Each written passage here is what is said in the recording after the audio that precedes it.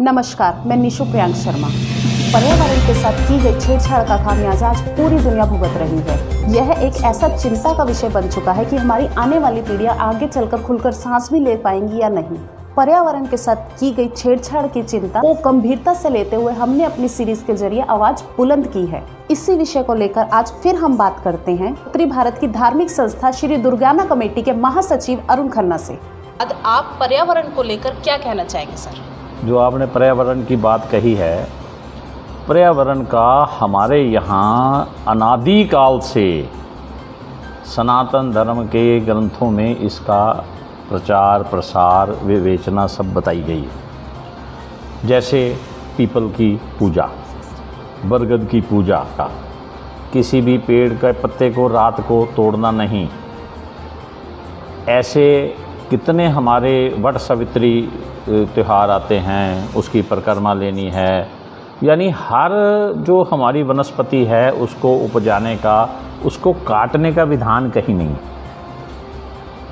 और कहीं बहुत ज़रूरी में काटना है तो उसका भी इतना कठिन विधान है कि जो प्राचीन पेड़ आप काटेंगे तो उसी के पत्ते से, उसी की जड़ से आपको 10 पेड़ लगाने पड़ेंगे और माली की पूजा करनी पड़ेगी और प्रायश्चित करना पड़ेगा।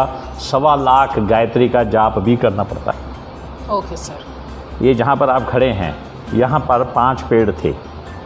जी सर। तो उसको मुझे मालूम है 1.25 लाख, एक पेड़ के पीछे 1.25 लाख गायत्री का जाप हुआ, हवन हुआ।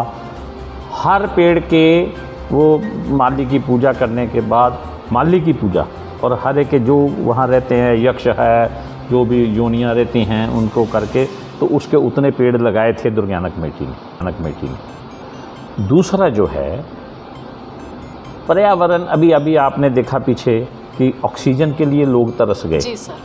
हम सुनते थे बचपन में कि समय ऐसा आएगा ऑक्सीजन नहीं मिलेगी, लेकिन आज देख लिया, हमने इतना दोहन किया है नेचर को, प्रकृति को, तो उसका हमें उसने प्रतिकार तो करना है। हिंदू समाज में ये जो छोटी छोटी बातें हमको बुजुर्गों ने, हमारे दादी दादा कम पढ़े लिखे होंगे, लेकिन पर्यावरण इतने प्रेमी थे वो लोग कि हम उनका देनिया नहीं दे सकते।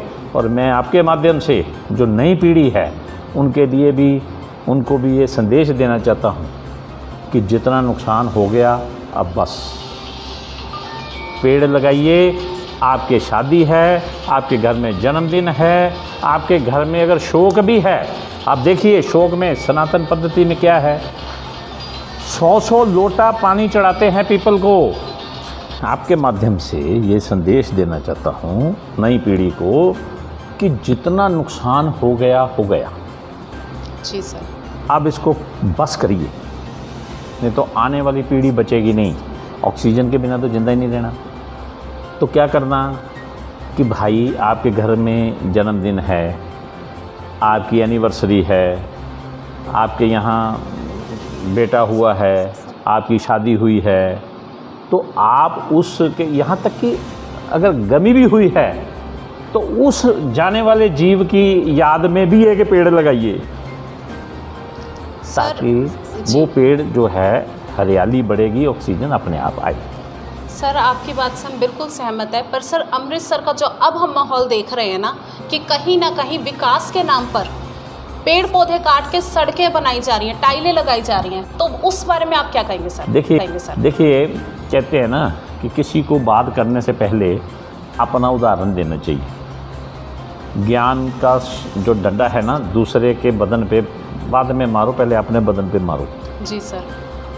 अभी डेवलपमेंट हुई, पत्थर यहाँ भी बहुत लगा। हाँ जी। तो जो पुरातन पेड़ थे हमने सब बचाए। हाँ जी। अब वो क्या हुआ कि कहीं ना कहीं कमी रहती है ज्ञान की, कह लो या कुछ भी कह लो, हमने संगमरमर वहाँ भी लगा दिया, तो वो उसको सांस नहीं आनी, तो वो थोड़ा रंगत बदली। तो हम क्या करते हैं कि जैसे मैं कोई ज़्यादा पढ़ा लिखा नहीं हूँ, लेकिन जैसे मेरे साथ प्रिंसिपल साहब खड़े हैं, ये बहुत बड़े इंडस्ट्रियलिस्ट हैं, ये बड़े सब लोग पोस्ट ग्रेजुएट हैं। ऐसे ही हम एग्रीकल्चर के जो प्रोफेसर हैं उनको भी बुलाते हैं, तो उन्होंने कहा भाई ये तो मर जाएगा। तो हमने वो सारा वो उतार के जो पत्थर है वो कच्चा कर दिया सारा मिट्टी, ओके। ताकि उसको सांस मिले। दूसरा हमने किया, हम क्या कर रहे हैं कि बड़े ड्रम जो होते हैं, अभी आपने देखा क्यारियों में भी पौधे लगाए हैं जी सर। और भी बगीचे लगा रहे हैं, लग गए, काफ़ी डेवलप भी हो गए। अगर आप हमारे ये जो शिव गंगा मंदिर है उसकी आप वाटिका देख सकते हैं। तो अभी हमने 200-200 लीटर के मंगवाए हैं ड्रम बड़े, ताकि उसमें जो है हम उसको बीच में से काट के बड़े पेड़ उसमें उगाने वाले, और 2-2, 4-4 का बैच रखेंगे ताकि सब तरफ हरियाली है। एक तो अच्छा लगता है, मंदिर में आदमी या खुशी में मत्था टेकने आता है या उदास मन में आता है, तो आने के बाद उसकी बैटरी चार्ज हो जाए, इससे बड़ी सेवा क्या है। तो ये जो है सारी, मैं आप सब नई पीढ़ी को ये दोबारा ये विनती करना चाहता हूँ कि आप सब इसमें हाथ बटाइए। डेवलपमेंट होनी है, डेवलपमेंट को रोकिए मत, लेकिन उसमें से रास्ता निकालिए। क्या हम कर सकते हैं? अब पहले आबादी कम थी, यहाँ वाहन नहीं थे, छोटी छोटी गलियाँ थी, छोटे छोटे सड़कें थी।